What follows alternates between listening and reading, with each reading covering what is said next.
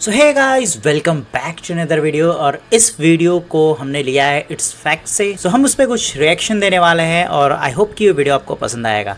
तो अगर आपने इट्स फैक्ट को सब्सक्राइब नहीं किया तो उसको सब्सक्राइब करो, और हमारे चैनल पे नया है तो चैनल को सब्सक्राइब जरूर करना। चलो शुरू करते हैं आज का वीडियो। आईपीएल आप मजे से देखते होंगे, पर इसके पीछे का ये कड़वा सच आपने सोचा भी नहीं होगा। आप रोज कुछ ऐसे फूड्स खाते हैं जिनमें कई सीक्रेट्स छुपे हैं जो काफी डरावने भी है। कैसे ये जानवर अंबानी जी से भी कहीं ज्यादा अमीर है, और आपके शहर में ये कौन अंबानी से भी कहीं ज्यादा अमीर? ऐसा कैसे हो गया भाई? सी रोड है जो रोज लाखों लोगों की जान बचा रही है। इस वीडियो में बहुत कुछ नया जानने वाले हो आप, तो इस वीडियो को एंड तक देखना। और अभी तक सब्सक्राइब नहीं किया तो सब्सक्राइब करके बेल आइकन जरूर दबा देना। क्या दोस्तों, कुछ ऐसे वीडियोस होते हैं ना जो सिर्फ देखने या एंटरटेनमेंट पर्पज से नहीं होते, उनसे कुछ हमें सीखना होता है। तो ऐसे वीडियोस को हमें प्रमोट ज़रूर करना चाहिए। तो ऐसा ही मुझे लगता है कि इस वीडियो में कुछ ना कुछ ज़रूर मिलेगा। चलो देखते हैं। अगर आपको किसी लड़की का नंबर चाहिए तो भाई आपको एक कुत्ता पाल लेना चाहिए। एक स्टडी हुई कुत्ता पाल लेना चाहिए। चलो भाई देखते हैं। इसमें सेम आदमी ने मल्टीपल लड़कियों से उनके नंबर मांगने की कोशिश की, और इस पूरी स्टडी में पता चला कि जब उस आदमी के पास एक डॉग था, उसके सक्सेस के चांसेस ज्यादा थे। वो भी थोड़े बहुत मार्जिन से नहीं, बल्कि 3 गुना ज्यादा चांसेस हैं कि अगर आप किसी डॉग को वॉक पर लेकर जाते हो और इस बीच अगर आप किसी लड़की से बात करते हो और उसका नंबर लेते हो तो वो आपको नंबर दे देगी। और ये कन्वर्सेशन ब्रेकर की तरह भी काम करता है। नंबर 14। ओ भाई साहब, ऐसा सच में रियली होता है? वैसे ट्राई तो करना चाहिए। वैसे मुझे भी इसकी पॉसिबिलिटी काफ़ी ज़्यादा लगती है। भैया की लड़की है, मैं उसको जब भी लेके बाहर जाता हूँ ना, तो वहाँ पे ये होता है कि अगल बगल की लड़कियाँ उससे बात करने या फिर उसको खिलाने के लिए आ जाती हैं।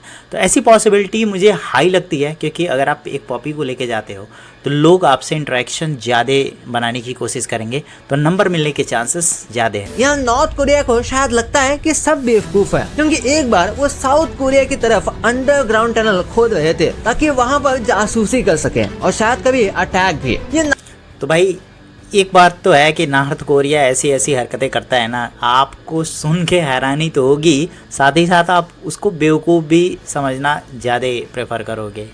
1974 की बात है और 1960 तक ये काम चलता रहा, और फिर वो लोग पकड़े गए क्योंकि उनकी टनल ऑलमोस्ट साउथ कोरिया ही पहुंच गई थी। लेकिन पकड़े जाने के तुरंत बाद इन्होंने डिनाई कर दिया कि नहीं भाई, हम तो कोई टनल नहीं खोद रहे थे, बल्कि हम तो कोयला ढूंढ रहे थे। और ये प्रूव करने के लिए उन्होंने पूरी टनल को ब्लैक पेंट मार दिया कि देखो हम इसके अंदर कोयला निकाल रहे थे। लेकिन सरप्राइजिंग बात तो ये है कि वो एक ग्रेनाइट केव थी जहाँ पर कोयला मिलता ही नहीं, पर फिर भी ये इस चीज को डिनाई करते रहे। भाई चोरी पकड़ी गई तो कुछ ना कुछ पर्दा डालने के लिए करना पड़ेगा ना। हाँ, लेकिन ये बात तो है, उन्होंने इतनी मेहनत की अपने गलती को छुपाने के लिए कि पूरा केव ही पेंट कर डाला भाई। और ग्रेनाइट वाले जगह पे भैया कोयला कैसे मिल सकता है? एलिजाबेथ एक बार गेम ऑफ थ्रोन्स के सेट पर गई थी, और वहाँ पर प्रोडक्शन टीम ने उनसे कहा था कि अगर आप चाहें तो आप गेम ऑफ थ्रोन्स के फेमस आयरन थ्रोन पर बैठ सकती हो। यहाँ तक कि उन्होंने सामने से रिक्वेस्ट भी की थी कि आपको बैठना ही चाहिए। पर भाई मुझे इस गेम ऑफ थ्रोन के ना उस थ्रोन का लुक काफ़ी कूल लगता है। अगर उस पर एक बार मुझे मौका मिले बैठने के लिए तो मैं तो भाई सब कुछ भैया यूट्यूब छोड़ने को मैं तैयार हूँ, अगर उस पर मुझे एक बार बैठने को मिल जाए। उन्होंने इस चीज को रिफ्यूज कर दिया। कई लोग कहते हैं कि उन्होंने ऐसे ही शायद रिफ्यूज कर दिया होगा, वही कुछ लोग मानते हैं कि उन्होंने वो रिफ्यूज किया क्योंकि वो किसी भी थ्रोन पर ऐसे बैठ नहीं सकती। नंबर 12। हाँ भाई वो क्वीन है भाई, ऐसे कैसे किसी भी थ्रोन पे बैठ सकती है? अगर वो किसी थ्रोन पे बैठ गई तो सोचो आप उस थ्रोन की पॉपुलैरिटी और कितनी ज़्यादा बढ़ जाएगी। तो ऐसे ही भाई इतने पॉपुलर लोग किसी भी जगह पे नहीं बैठ सकते। तो मेरे ख्याल से तो क्वीन ने बहुत ही अच्छा किया। यूएसए में कॉर्न इंडस्ट्री बहुत ही ज्यादा बड़ी है, यहाँ इसे काफी कंज्यूम किया जाता है। और क्या आपको पता है, हर साल बैट्स कॉर्न इंडस्ट्री के लिए $1 बिलियन का फायदा करवाते हैं। दरअसल बैट्स जो हैं वो कॉर्न पर लगने वाले पेस्ट को खाते हैं, जिसकी वजह से जो फार्मर्स होते हैं उन्हें कम पेस्टिसाइड यूज करना पड़ता है और इससे पैसे बचते हैं। साथ में कॉर्न की खेती और अच्छी होती है, जिससे ज्यादा पैसे मिलते हैं। यानी कि बैट्स कॉर्न इंडस्ट्री के लिए बैटमैन ही है। तो हाँ भाई, ये बात तो सच है कि जो बैट होते हैं ना, वो कॉर्न या फिर उस तरह के मिलते जुलते जो भी हमारे अनाज उगाए जाते हैं खेतों में, वो उन कीड़े मकोड़ों को खाते हैं, जिससे उनका पेट भी बढ़ता है और किसानों को बहुत ज़्यादा फ़ायदा होता है। तो ये तो बिल्कुल फैक्ट है कि उन्होंने $1 बिलियन का बिजनेस बढ़ा के रखा है। नंबर 11, एक बार इस आर्ट पीस को देखो, ये एक रियल मर्सिडीज है भाई क्या मस्त लग रही है गाड़ी, लेकिन ये जैसे लग रहा है कि इसका एक्सीडेंट हुआ है, जिसका बहुत ही ज्यादा बुरा क्रैश हो गया था और उसके बाद इस मर्सिडीज को ट्रैश कर दिया जाने वाला था। लेकिन किसी ने सोचा कि इसको बहुत ही अमेजिंग स्कल्पचर में बनाया जा सकता है, तो उन्होंने 12,000 मिरर के पीसेस लिए और परफेक्ट जहाँ जहाँ पर भाई 12,000 मिरर के पीसेस, यार उसको लगाने में कितनी मेहनत लगी हुई भाई, वो भी एकदम परफेक्ट लुक देने के लिए। टेंट था, हर जगह पर एकदम परफेक्ट तरीके से फिक्स करके मिरर को लगा दिया गया, जिसके बाद ये बहुत ही ज्यादा यूनिक सा भाई जैसे लग रहा है ये डायमंड का बना हुआ है। स्कल्पचर बना। इसे देखकर थोड़ी बहुत सिल्वर सर्फर की याद आती है। नंबर 10, यार ब्यूटी बहुत ही ज्यादा सब्जेक्टिव है और उसी के साथ पूरी तरीके से कल्चर और सोसाइटी के एक्सेप्टेंस पर डिपेंड करती है कि आप ब्यूटीफुल हो या नहीं। जैसे कि ये देखो, इंडोनेशिया में मेंटावाई नाम की एक ट्राइब रहती है और उसमें जैसे ही लड़कियां अडल्ट होती हैं तो फिर उनके दांत को कट करके निकाल दिया जाता है। यहाँ पर इसको एक ब्यूटी और अडल्टहुड का सिंबल मानते हैं। यहाँ पर लगभग सारी भाई ये दांत तो वैम्पायर की तरह लग रहा है यार, जैसे मूवीज वगैरह में ज़ॉम्बीज को दिखाया जाता था बिल्कुल। तो ये ब्यूटी कैसे लुक हो सकता है भाई? ऐसे करवाती हैं और ऐसा माना जाता है कि जिसके दांत ज्यादा शार्प हैं वो उतनी ज्यादा ब्यूटीफुल लगती है और ऑब्वियसली ये काफी पेनफुल प्रोसेस है और ऐसे दांत मॉडर्न सोसाइटी में तो बिल्कुल भी ब्यूटीफुल नहीं माने जाते। जी हाँ, ये बात तो सच है कि ये रीज़न वाइज वेरी करता है कि ब्यूटी के डेफिनेशन को हम कैसे इंडिकेट करते हैं, क्योंकि हमारे इंडिया में ऐसा देखा गया है कि जो ब्लैक लोग होते हैं उनको खूबसूरत नहीं माना जाता, लेकिन वही अदर कंट्रीज़ में जैसे साउथ अफ्रीका वगैरह हो गया, वेस्ट इंडीज़ हो गया, वो ब्लैक लोगों को ब्लैक ब्यूटी की तरह डिफाइन करते हैं। तो ये देखने का नज़रिया है और ये रीज़न वाइज भी वेरी करता है। हालांकि ये मॉडर्न सोसाइटी में मुझे तो नहीं लग सकता कि ये एक्सेप्टेबल होगा, बट उस रीज़न के या फिर पर्टिकुलर लोकेशन की अगर बात करें तो भाई हाँ बिल्कुल ये वहाँ की खूबसूरती हो सकती है।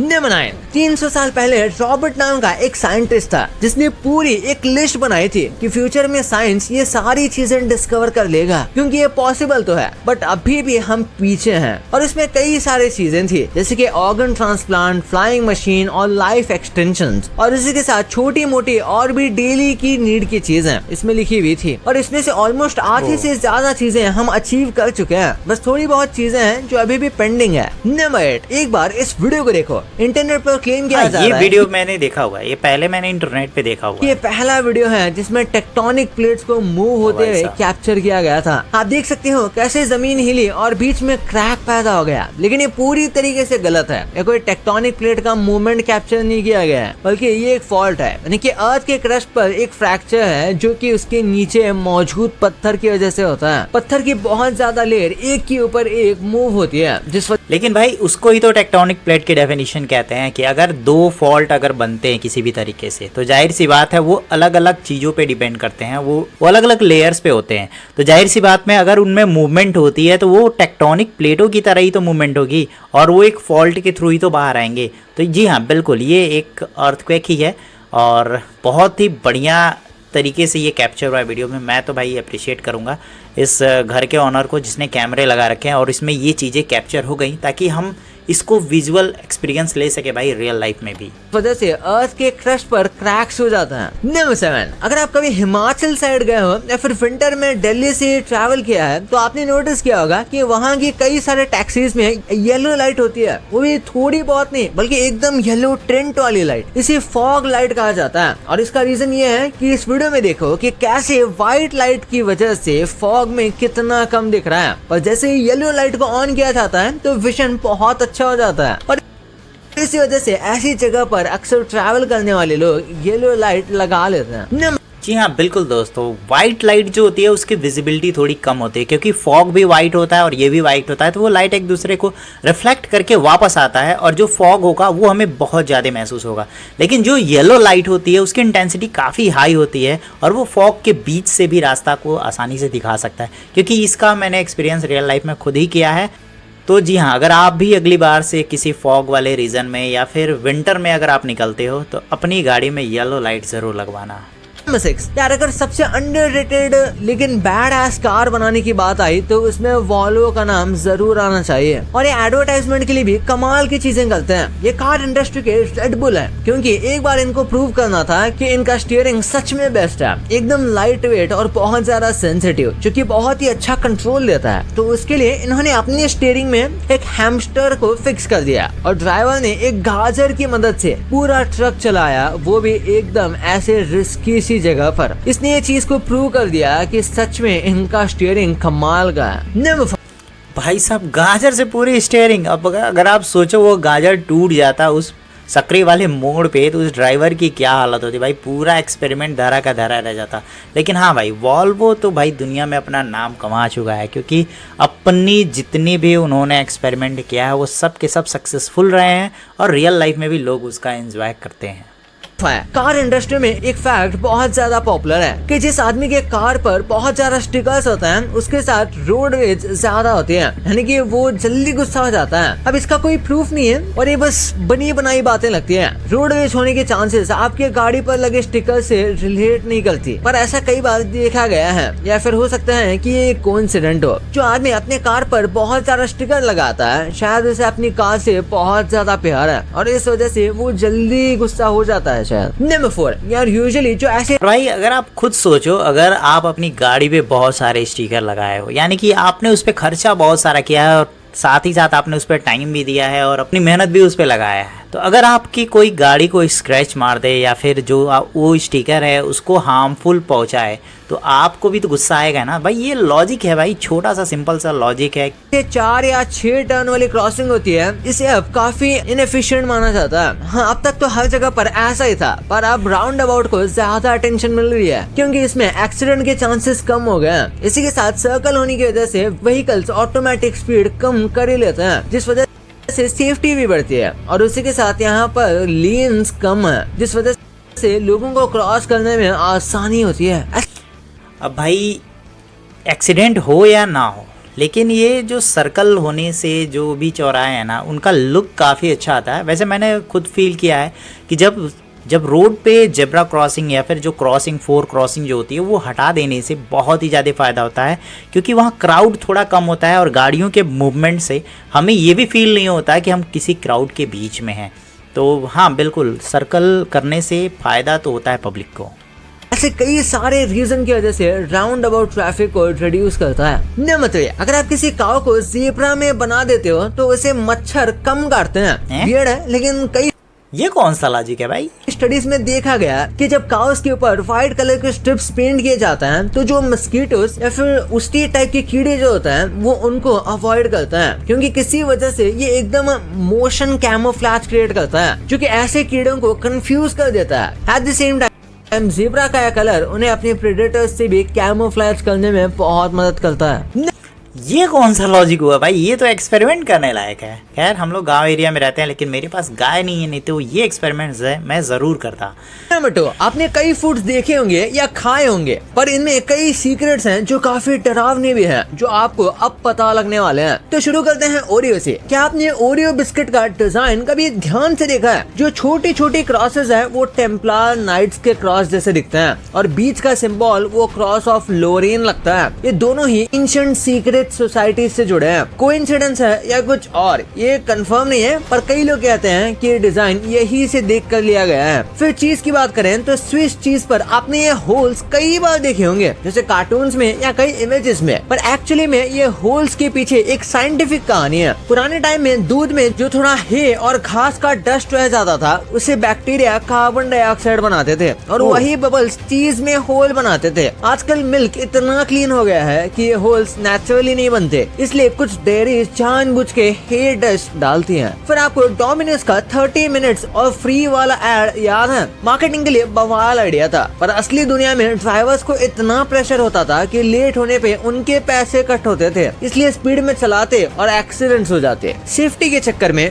फाइनली ये पॉलिसी काफी जगह से हटा दी गई और अब स्टारबक्स 300-400 रुपए की कॉफी मिलती है यहाँ, लेकिन उसका एक्चुअल कॉस्ट सिर्फ 30 से 40 रुपए होता है। जी हाँ, बाकी पैसा आप ब्रांड और वाइप के लिए दे रहे हो। और लास्टली पार्ले जी की बात करें तो इसके नेम में जी का मतलब क्या है पता है? लोग सोचते हैं जी का मतलब जीनियस है या फिर ग्लूकोस है, लेकिन सच ये है कि ओरिजिनली जी का मतलब था ग्लूकोस। क्योंकि भाई जी फॉर जीनियस, ये मैं आज तक मैं भी यही जानता था कि जी फॉर जीनियस होता है, लेकिन इस वीडियो में बताया गया है कि जी फॉर ग्लूकोज होता है। हाँ, लेकिन ये चीज़ तो है, पार्ले जी जो है मेनली ग्लूकोज के लिए ही जाना जाता था। लोग जब बहुत ज़्यादा थकान फील करते थे तो की जगह ये पार्ले जी प्रेफर करते थे। हालांकि हम लोग भी जब क्रिकेट वगैरह खेलने जाते थे तो हम लोग भी मैच खेलने के दौरान जब भी हमें प्यास लगती थी तो हम पार्ले जी ही कंज्यूम करते थे। ये बिस्किट इंडिया का पहला ग्लूकोज बिस्किट था, पर टाइम के साथ साथ कंपनी ने इसका मतलब ओपन एंडेड छोड़ दिया। अब आप जी को जीनियस, ग्रेटनेस या जो चाहे वो मानो। ये एक स्मार्ट मार्केटिंग मूव भी था। नंबर 1, आईपीएल आप काफी मजे से देखते होंगे, पर इसके पीछे कई ऐसी चीजें होती रहती हैं जिसका आपको अंदाजा भी नहीं है। जैसे आईपीएल की असली ट्रॉफी सिर्फ एक ही होती है जो बीसीसीआई के पास रहती है। फाइनल के बाद जो टीम को मिलती है वो बस एक रेप्लिका होता है, सिर्फ शो और मीडिया के लिए। जो ट्रॉफी टीम ले जाती है या टीवी पे दिखाई जाती है वो डुप्लीकेट होती है। ये सिस्टम सिर्फ आईपीएल तक सीमित नहीं है, दुनिया के ऑलमोस्ट हर बड़े टूर्नामेंट में असली ट्रॉफी कभी परमानेंट नहीं दी जाती। फिर टीम सिलेक्शन की बात करें तो वहाँ भी